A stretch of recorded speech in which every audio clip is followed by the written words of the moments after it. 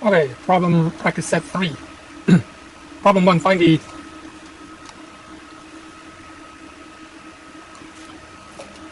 arc sine of sine 11 pi by 3. Well, for a sine function or any trig function, there's a period, which means that it repeats itself after a period or n periods. So for sine, cosine, and their reciprocal, secant and cosecant, all these functions, their periods are 2 pi. But for tangent and cotangent, the periods is pi. So here we need to break out how many 2 pi's from 11 pi by 3. So you can see that it's like if it was 12 pi over 3, that would be exactly 4 pi. But then we have to take away a single pi by 3, then we get 11 pi by 3. So this is like 4 pi minus pi by 3, and that's just for sine. But sine 4 pi by 3 is same as sine negative pi by 3. And sine negative pi by 3, if you recall, this is the reference angle of pi by 3 negative. Now for sine, it's actually an odd function, which means that sine negative of an angle is same as negative sine of the positive angle. So that's because sine and tangent are odd functions, and you could do that. So that the negative inside the angle can be treated as if it was outside. That is only applicable for sine and tangent. Anyway, so pi by 3 is same as 60 degrees, sine 60 degrees root 3 over 2. Therefore, we are now looking at the question of what is arc sine of negative root 3 over 2. That's the inverse function. That is, what angle was it that sine of that angle will give you negative root 3 over 2. Then it comes down to what is the domain of the inverse function of arc sine. Well, arc sine actually looks like a sine function, except it's flipped over 90 degrees, right? So if you drew a sine function like this, and then have a diagonal here, then the inverse sine function actually looks like this. Okay, so to draw it clearly, it looks somewhat like this. And then repeats, of course, where this will be positive pi, this will be negative pi, and this will be 1, and this will be negative 1. However, that wouldn't be called a function, right? Because a vertical line test would have crossed more than one point. So what we do is we stop the function to restrict it between negative 1 and 1, and the range to be between pi by 2 and negative pi by 2. So let me redraw the diagram again. So it looks somewhat like this.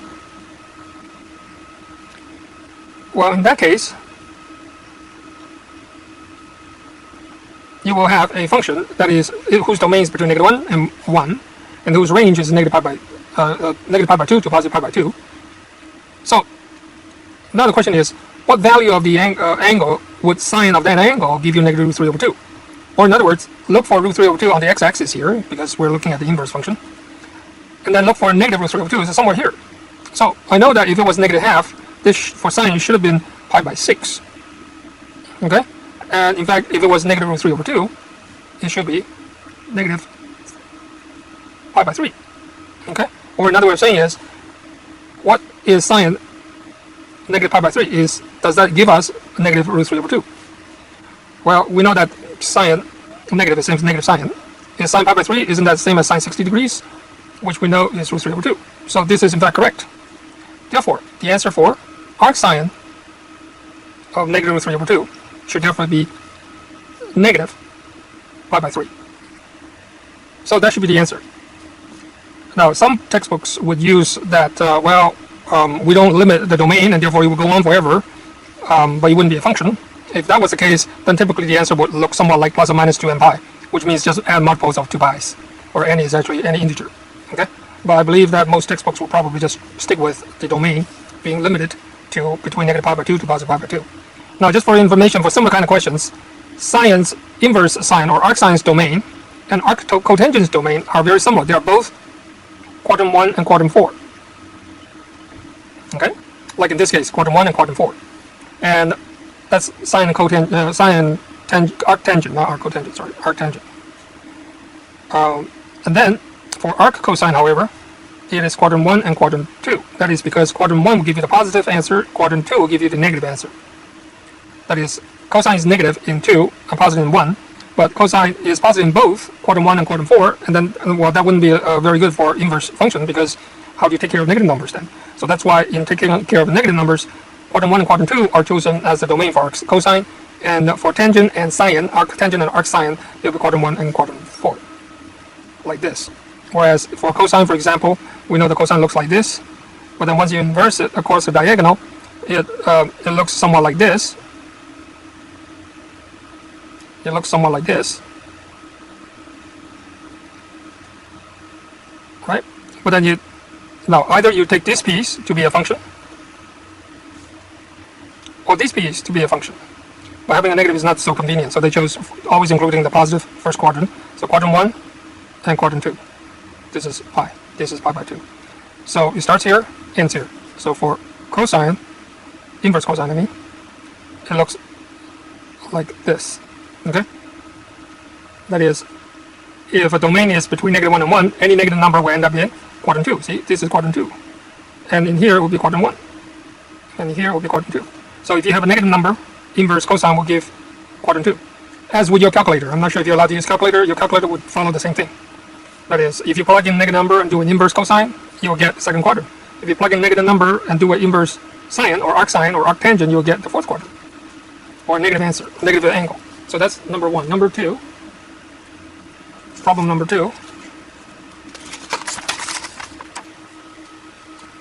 And then the other way is ln y, take ln both sides, like so. That is, if you remember, if y is a to the n, ln y is n ln a, because you can bring the exponent from here down to the front. So that's one of the log rules.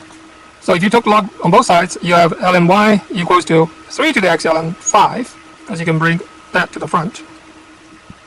And then I still have x as the exponent, so I can do an ln on both sides. But then that will be ln x times ln y, like so. That is ln 3 to the x plus ln 5. That is because these two are multiplied together. So ln on both sides, ln of this plus ln of that, like so. But this now, x cannot go to the front like this. And then I'm ready to take a derivative. Derivative of ln u is u prime over u. So this is u prime over u. Okay, this is a u. Okay? So u prime over u equals to x ln 3, take a derivative, plus the derivative of that is just 0. The derivative of this is just ln 3 then. So now I have ln y prime is ln 3, but then move the ln y over to the right, I have ln y here. Now, I'm ready to take a derivative of ln y, which is y prime over y. Same rule here. Equals to ln 3 times ln y. But ln y, if you remember, is actually the same as this. So why don't I write that? That is ln 5 times 3 to the x. Okay, that's ln y. So now I'm going to move the y over to the right. But y by itself is just 5 to the 3 to the x by itself. That's y by itself. So y prime then is 5 to the 3 to the x times 3 to the x times ln 3 ln 5. And I think that is the same answer as what we had before using the exponential rule. Let's recall the exponential rule. A to the u derivative is same as itself, a to the u times u prime ln a. Okay? U prime is a chain rule, ln a is just change the base. So that is a little bit different from e to the u derivative, which is e to the u prime, and no more ln e, right? But even if you did ln e, it would be 1 anyways. So this is a general exponential rule. So if you recall, y to the 5 to the 3 to the x can easily be differentiated using the exponential rule. First copy itself times the derivative at the top, but the derivative exponent, the derivative exponent is still an exponential function, so it becomes 3 to the x times derivative x is 1 times ln 3, that's because you change the base for the 3, and then ln 5, change the base for the 5 here. Okay, or if you want, do the ln 5 first, copy itself, 5 to the 3 to the x, then the derivative exponent, which is derivative 3 to the x, and then you say ln 5, 5 to 3 to the x, the derivative of that is ln 3 times 3 to the x times derivative x, which is 1. So there's your answer in 3 steps, provided that you know this. Okay, and then we have next function, that is the derivative of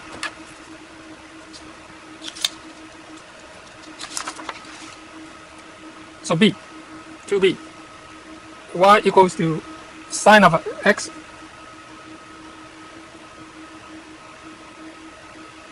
all to the power of ln x.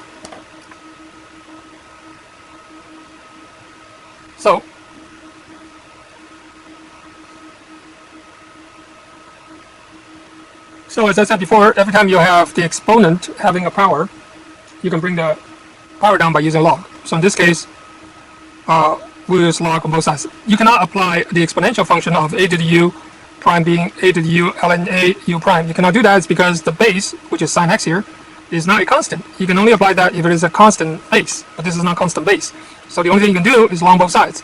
Log both sides means log this, but then instead of the exponent up here, you can bring that to the front, it becomes ln x. times and all that. Okay, now on the right hand side there is no more exponents, that's variable. So we can now take a derivative on both sides. Derivative ln y is y prime over y implicitly. Here's a product rule. Derivative first part is 1 over x times ln sine x plus ln x times derivative second part with u prime over u, which is sine x prime over sine x. But we know sine x prime is just cosine x.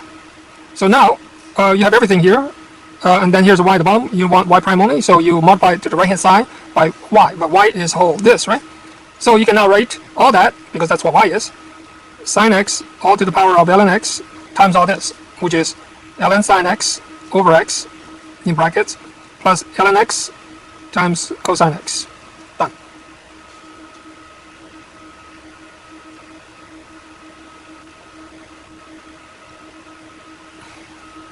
I miss a sine x at the bottom here. Done. So next question, number 3. Number 3 says find the inverse function for f of x equals to 5 to the 3 to the x. You want to find the inverse. Inverse function means that, if you recall, if I have any function here, inverse is the reciprocal across the diagonal or flip across the diagonal. So it looks somewhat like this, you know, so that when you look across the diagonal, it looks like a mirror image across it.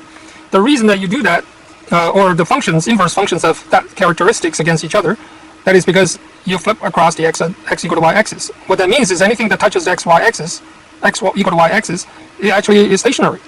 Or that's a hint to you that if you replace x by y by x, those points on the x equal to y axis won't change. So that's a hint of how to do inverse function, and that is the inverse function of x, okay, is actually replace the x by y by x here. And this is now considered as the inverse function. So now your job then is to solve for y using this new equation. But as I said before, anytime you have a variable up on the exponent, you want to bring it down to along both sides. So it's ln x equals to ln 5 to the 3 to the y, but 3 to the y goes in the front, 3 to the y. However, y is still upstairs, so you have to do a ln again. Ln of 3 to the y times ln 5. Remember, ln of the whole thing. In this case, it will be ln of a 3 to the y plus ln 5. Okay, this is, remember, ln AB. Ln times AB is ln A plus ln B. So this y cannot go to the front. Now we finally have y downstairs. Remember, ln is a function. This does not mean ln times ln 5. Okay, it's a ln function of ln x. Now we need to solve for y. So subtract this one over to here. Minus ln 5. And then that leaves you with y ln 3. But ln 3 can go downstairs, like so. So this is considered inverse function of the original. And that's your answer.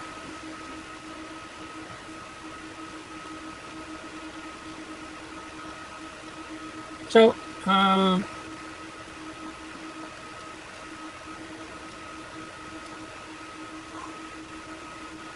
so there you go. I don't know if you got that, but review it and see if you follow all the steps. And number 4 is find the inverse function for that between this interval. So let me go to number 4. Find the inverse function of this function. Now, but this function itself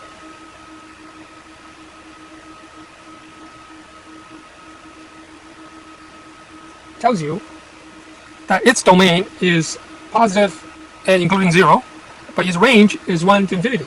So that is the domain here of the original function, and this is the range of the original function. So you can then see that the inverse will have to be basically, the domain will be the range of the original function, and the range will now become the domain of the original function. That's the inverse, right? As a matter of fact, you can see that, first of all, x squared tells you that if you replace the x by negative x, squaring it will become positive. So this tells you that this is an even function, meaning left and right are equal. However, if it was even function, all right, its inverse won't be even function then, because if you flip it across the diagonal, you're not going to get, you're not going to pass the vertical line test. So that's why they restricted the domain to be from 0 to infinity, and then the range is from 1 to infinity, so that when you do the inverse, you cannot do the bottom part, only from 1 to infinity, and its range will be from 0 to infinity. Okay, so this is the graph of 3 to the x squared. Anyways, so they want you to find out what the inverse is anyways. So remember, to find inverse, write the original equation down, but then replace x by y by x, like so. Now you need to solve for y by itself, because that y is the inverse function. So to bring down the exponent, you take along both sides and bring down the y squared. Now that y squared is brought down, you take a square root on both sides, but here's the problem. If you take a square root on both sides, the root ln3 is fine, but then square root of y squared is absolute value y. Remember, square root of y squared or square root of x squared is always absolute value. Absolute value tells you that there are two branches. One is positive, one is negative. Let me bring this down first. Root ln(x) over root ln3 is absolute value y, which means y could be positive or negative of this. Well, there you go. So you're going to only keep the positive version. Okay, the negative version would not be allowed. So in this case, we only use the positive version ln(x), or you can actually put it under a single root. And that's about it. So the inverse function of the original function is root of ln(x) over ln3. Some people, if they remember change of base law, you could write this as log base 3x. Either way is fine. And the domain, in this case, for this function, is from 1 to infinity. And its range will be from 0 to infinity. Now, why is that 1 to infinity? Well, you can see here is that if you put anything in x less than 1, long will be negative, and you cannot take a square root of negative. So the smallest the top this radicand can be is if it is 0, which is what ln1 is. So that's why this is legit. So that's number 4.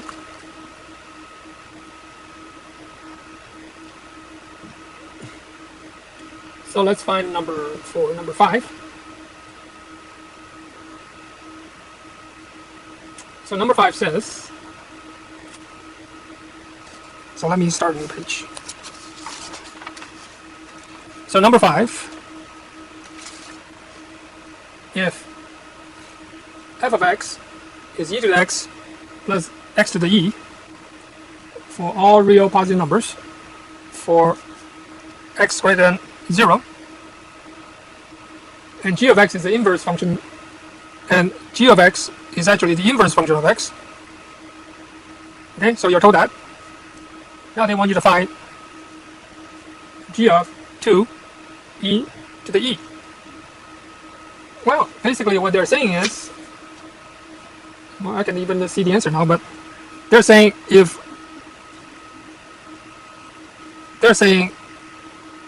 what x would you have to give here so that you end up with 2e here? Well, obviously if you put x as e, you get e to the e to the e, so 2e. So therefore this one will be if x is e. That is, f of e gives you e to the e plus e to the e, which is 2e to the e. That's exactly what they're asking you to find of the inverse. That is, if I give you this number, you better give me back the original x, which is e. So f of e gives you 2e, and therefore inverse of 2e is e. So the answer is just e. So that's part 1. Part 2 is if f of x is x squared plus 1 to the x for all positive numbers, and g of x is inverse of f of x. Now find g of 2. Well, basically they're saying find the inverse of 2. So what number did you put in here that you end up with 2? Well, that's also easy to see, because if x is 1, 1 plus 1 is 2, 2 to the 1 is 2. Right? So the answer is just 1. But basically they're saying is x squared plus 1 to the x is 2. Solve for the x. Figure out what x should be. That will give you 2. Well, that's normally you take along both sides so that you bring the x down. And this is along 2. Okay? I mean, we already know the answer is 1, but well, let's go through the pain. So if this was the case, that was the case, and then you can see that, you know, if you bring this down, ln of x squared plus 1 over ln 2 will be bring the x down 1 over x. The reason I want to do that is because I want to show you this is the change of base law, the same as ln base or log base 2 x squared plus 1 is 1 over x, which means 2 to the 1 over x is same as x squared plus 1. Okay? So now it will be relatively difficult to prove what number analytically that will solve this equation. That's because one side is exponential, one side is algebraic. So analytically it can be difficult. But you can say that let x equals to 1. 2 to the 1 over 1 is 1 squared plus 1. So 2 to the 1 1 squared plus 1 plus 1. So 2 to 2 equal to each other. Therefore, x equal to 1 is a solution. Now this is only to prove one answer. There might be a million other answers, we don't know. But from the way it looks, you could also say that this is exponential function. Now normally it looks like this, however, because it's 1 over x, that actually means that when x is 0, that's actually infinity. When x is 1, it's actually coming down to 2.